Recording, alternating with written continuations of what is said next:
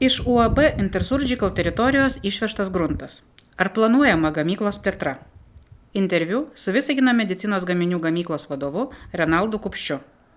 Intersurgical priklausanti Visagino medicinos gaminių gamykla buvo pradėta eksploatuoti 2021 metais. Lietuvoje ši bendrovė turi dar vieną padalinį Pabradėje, o jos gamyklos taip pat veikia Anglijoje, Italijoje, Kinijoje, JAV ir Malaizijoje. Susitikome su Visagino Intersurgical gamyklos vadovu Renaldu Kupščiu, kad sužinotume, ar artimiausiais metais planuojama šios gamybos plėtra. Grunto kalnas iškastas iš pamatų duobės ilgą laiką buvo kliūtis jūsų įmonės plėtros darbams. Dabar, kai gruntas išvežtas, ar artimiausiuose planuose yra naujų gamybinių patalpų statyba?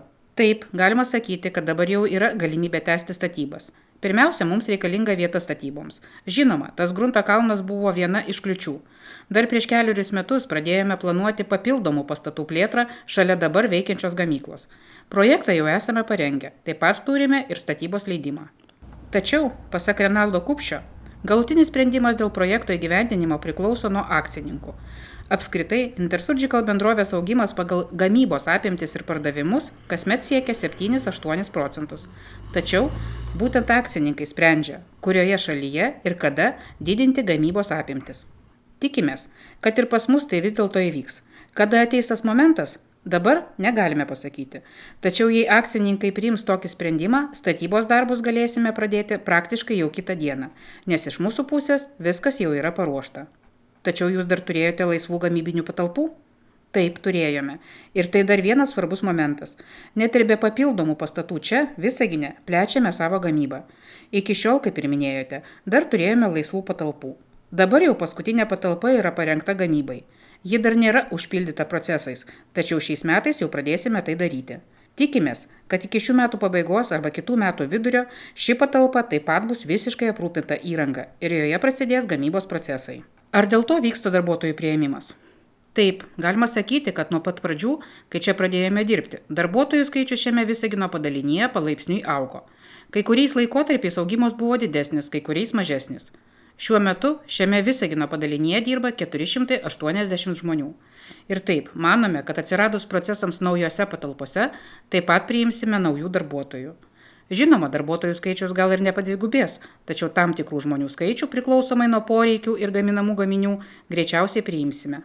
Direktorius paaiškino, kad plečiantis gamybai darbuotojų skaičiaus augimas nebus labai didelis, nes tai susiję su gamybos proceso automatizavimu. COVID-19 pandemijos metu Intersurgical produkcija buvo paklausi visame pasaulyje. Koks produkcijos asortimentas yra dabar? Ar jis liko toks pats, ar atsirado naujų pozicijų? Pats asortimentas labai nepasikeitė. Tačiau, kaip jau minėjau, kasmet auga tiek pardavimai, tiek gamybos apimtis. Tačiau Visagino padalinyje daugiausiai gaminame tuos pačius gaminius, tik didesniais kiekiais. Iš esmės, Visagino padalinyje gaminame kvėpavimo sistemas pacientams. Tai savotiški tarpininkai tarp ligoninėje esančio kvėpavimo aparato ir paciento. Šioje srityje yra labai platus asortimentas, kuriam reikia gana daug rankų darbo. Paprašytas patikslinti, kada vis dėlto gali būti priimtas akcininkų sprendimas dėl gamybos plėtros, Renaldas Kupštys atsakė taip. Šiandien jie pasakė, kad kol kas dar reikia palaukti.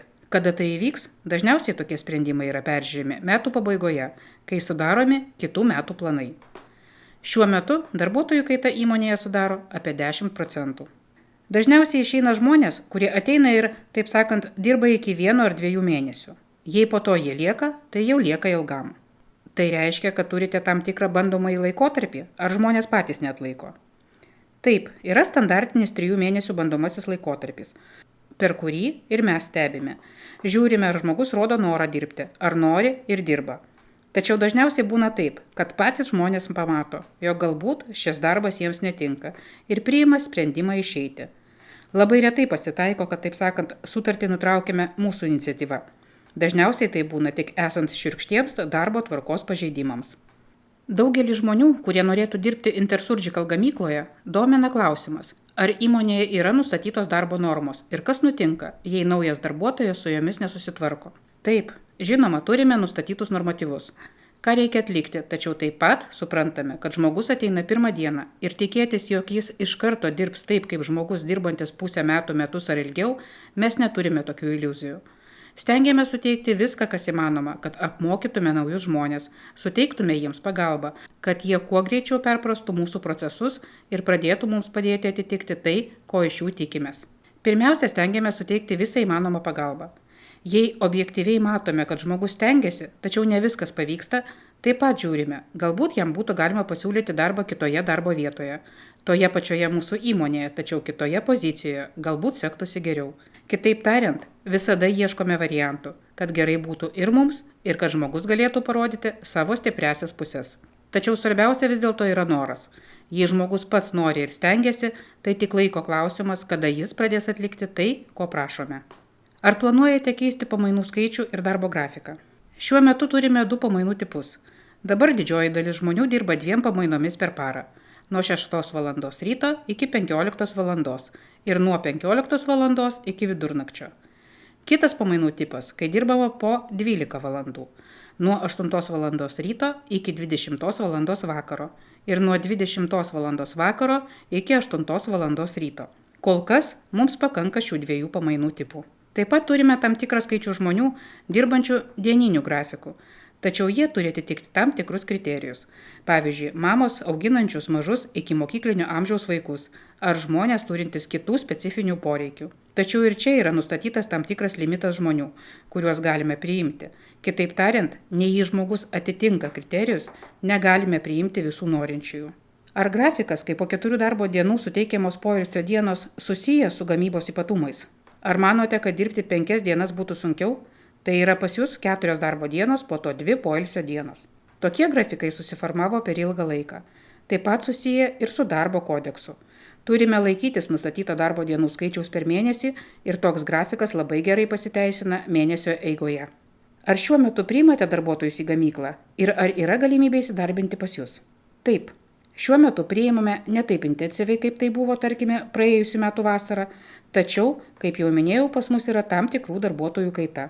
Todėl darbuotojų, kurie išeina, darbo vietas šiuo metu užpildome. Kaip jau minėjau, apie papildomas patalpas, kurios jau paruoštos gamybai. Kai ten plėsimės ir didinsime gamybos apimtis, pagal poreikį taip pat priimsime darbuotojų. Visada laukiame žmonių, kurie nori pas mus dirbti, kad jie ateitų, pateiktų savo anketas. Galbūt ne per vieną dieną, tačiau mes paskambiname, pakviečiame pokalbiui, pasikalbame, o tada jau žiūrime. Informaciją apie Visagino medicinos gaminių gamyklos darbą, socialinės akcijas, renginius bei konkursus darbuotojams galite rasti Intersurgical Facebook puslapyje.